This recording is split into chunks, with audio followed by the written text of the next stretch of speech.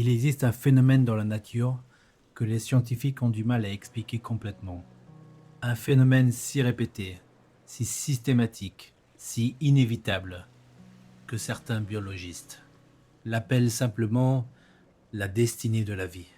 Depuis 200 millions d'années, dans des océans complètement différents, sur des branches évolutives qui n'ont aucun lien entre elles, des animaux totalement distincts continuent de faire exactement la même chose.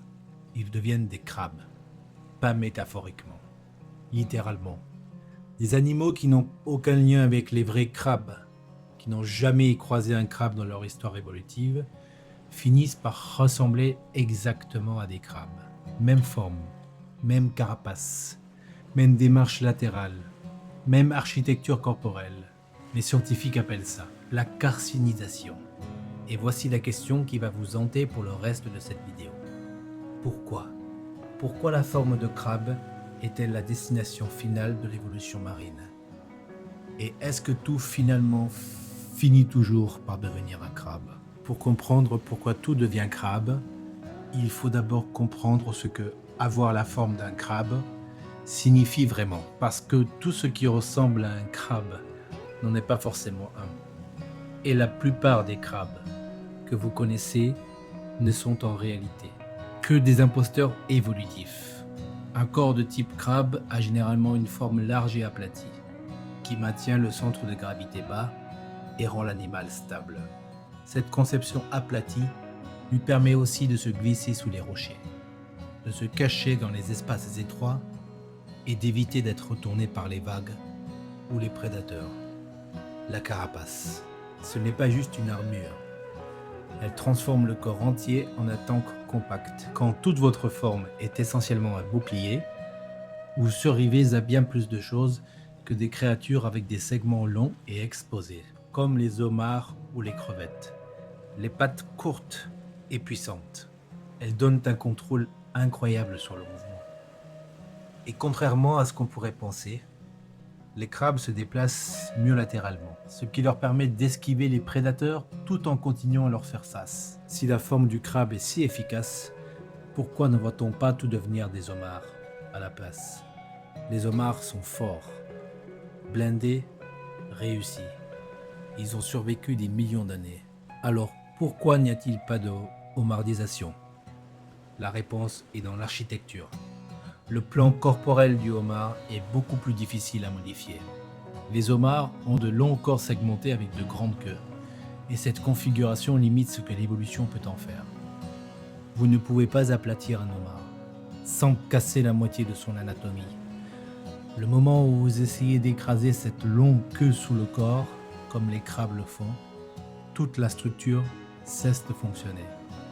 Les crabes, en revanche, commencent avec une forme compacte, incroyablement facile à modifier. Leur plan corporel peut s'élargir, raccourcir, se blinder ou changer de direction, sans ruiner leur locomotion. La carcinisation est mécaniquement facile. La homardisation est mécaniquement coûteuse. Et c'est pour ça que l'évolution revient toujours vers la forme du crabe. Les premiers vrais crabes, les brachyuras, sont apparus il y a plus de 200 millions d'années, avant même que les dinosaures n'aient foulé cette terre. Mais voici ce qui est troublant. Ils n'étaient pas seuls. À peu près à la même époque, d'autres crustacés qui ne faisaient même pas partie de l'arbre généalogique des crabes ont commencé eux aussi à évoluer vers des formes de type crabe. Et avant ça, des fossiles comme Leocarcinus et Leproen montrent que la carcinisation se produisait bien avant que les vrais crabes n'existent. Encore et encore, avant les crabes, pendant les crabes, après les crabes, l'évolution ne peut pas s'empêcher de vouloir faire des crabes. Parlons maintenant des imposteurs les plus célèbres de l'océan, les crabes royaux. Génétiquement, les crabes royaux sont en réalité d'énormes Bernard l'ermite qui ont évolué hors de la stratégie, de vivre dans une coquille d'escargot. Leurs ancêtres transportaient des coquilles sur leur dos, exactement comme les petits Bernard l'ermite que vous voyez sur les plages. Mais au fil de millions d'années, Ils ont développé leur propre corps durci, perdu le besoin de changer de coquille, se sont aplatis et élargis, et ont progressivement glissé vers une forme de crabe, parce que c'était ce qui fonctionnait. Même si les crabes royaux et les vrais crabes se ressemblent beaucoup plus à l'extérieur que les crabes royaux. Et les bernard l'ermite, ils viennent de branches complètement différentes de l'arbre généalogique des crustacés. Leur dernier ancêtre commun n'était pas un crabe. C'était un crustacé primitif datant de plusieurs centaines de millions d'années. Et il ne ressemblait certainement pas à un crabe. Les crabes porcelaines. Ceux-là appartiennent à l'ordre des Anomura, la même branche que les langoustes trapues. Ils ne se battent pas comme des crabes. Leur carapace se brise beaucoup plus facilement, presque comme si elle était faite de porcelaine. Mais si vous étiez un explorateur et que vous les voyiez, qui ne les appellerait pas crabes. Et la carcinisation s'est même produite avant que les crabes existent. Ce qui signifie que la forme du crabe est une destination évolutive, pas une invention biologique unique. Voici où ça devient vraiment vertigineux. Regardez les raies. Elles ne sont pas des crabes, pas même proches. Mais elles ont développé une forme corporelle étonnamment similaire en principe. Un corps large et aplati, conçu pour la stabilité sur le fond marin. Tout comme les crabes s'aplatissent pour rester bas, résister au courant. Les raies se sont aplaties pour glisser dans l'eau avec presque aucune résistance.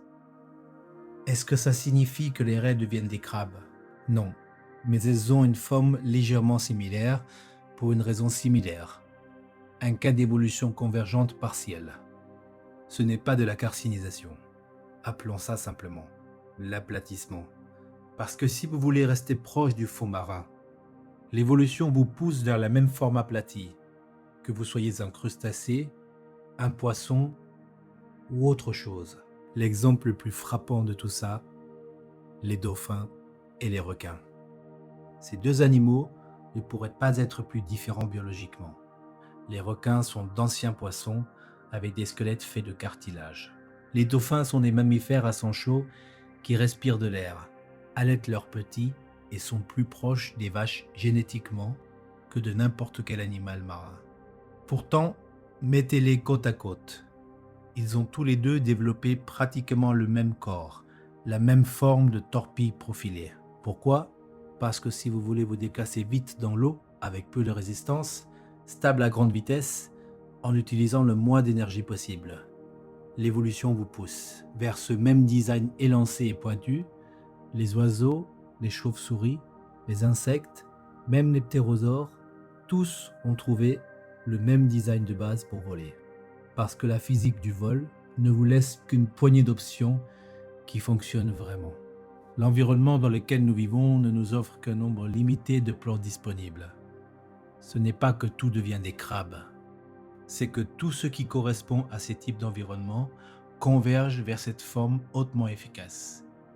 Et nous appelons simplement ça un crabe. Une question s'impose. Si la forme du crabe est si parfaite, si inévitable, si universellement efficace, où sont ces premiers proto-crabes aujourd'hui? La plupart sont complètement éteints, et la raison est brutale. Ils n'étaient pas assez bons pour être des crabes. Certains manquaient de la carapace durcie que les vrais crabes ont finalement développée. D'autres n'avaient pas la bonne structure de pattes pour ce mouvement latéral ultra stable. Et quelques-uns vivaient dans des environnements qui se sont complètement effondrés lors d'extinctions massives, comme l'astéroïde, qui a tué les dinosaures, ce qui n'était objectivement pas entièrement de leur faute. Mais même si leurs descendants n'ont pas survécu, l'évolution a refait leur design de crabe, encore et encore. C'est inscrit dans le fonctionnement de notre univers que des corps en forme de crabe continueront à se former, parce que ce sont simplement des constructions efficaces pour les crustacés. Nous avons vu des tonnes d'animaux dériver vers cette forme de crabe. Même certaines lignées de crevettes montrent déjà des premiers signes, s'aplatissant et repliant leur queue, les premiers pas sur le long chemin vers le fait de devenir un crabe. Mais en réalité, Ce processus n'affecte vraiment que les crustacés. Nous ne verrons pas de lions devenir des crabes de sitôt. Leurs corps sont faits pour des environnements complètement différents. Et les humains, en particulier en tant qu'espèce dominante sur cette planète, ne sont pas susceptibles d'évoluer vers des crabes non plus. Vous êtes en sécurité pour l'instant. Mais voici le point le plus troublant de tout ça. Les crustacés ont déjà le plan corporel parfait pour devenir des crabes. Leurs carapaces peuvent s'élargir, leurs queues peuvent se replier, leurs pattes peuvent se déplacer latéralement, sans briser tout leur design. D'autres plans corporels n'ont pas cette flexibilité. La carcinisation n'est pas vraiment une destinée évolutive universelle. C'est juste un résultat répété dans un certain groupe d'animaux qui sont capables de devenir des crabes. Et les crustacés sont simplement construits d'une façon qui continue à les acheminer vers le fait de devenir des crabes. Revenons au début. Pourquoi tout devient-il des crabes?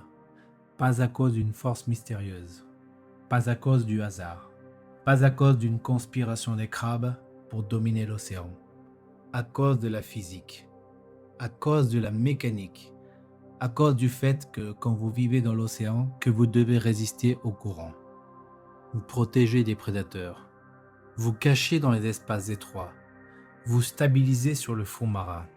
Il n'y a qu'un nombre limité de formes qui fonctionnent vraiment. Et la forme du crabe est la plus efficace parmi toutes les options disponibles pour les crustacés. L'évolution n'invente pas de nouvelles idées constamment. Elle optimise.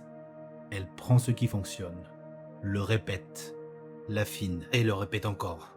Et depuis 200 millions d'années, sur chaque branche de l'arbre évolutif des crustacés, dans chaque océan, dans chaque époque géologique, la même conclusion émerge, encore et encore.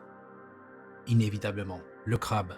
Pas parce que c'est beau, pas parce que c'est inspirant, pas parce que l'univers a une préférence pour les crustacés, mais parce que quand vous donnez à l'évolution suffisamment de temps et les bons matériaux, elle trouve toujours la solution la plus efficace.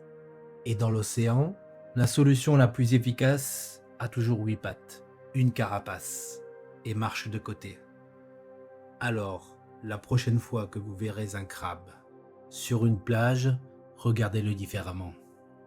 Ce n'est pas juste un animal, c'est l'aboutissement de 200 millions d'années d'optimisation évolutive. La forme que l'univers revient chercher encore et encore, parce que rien de mieux n'a encore été trouvé. Abonne-toi et active la cloche. Chaque semaine, un voyage dans les lois cachées qui gouvernent la vie.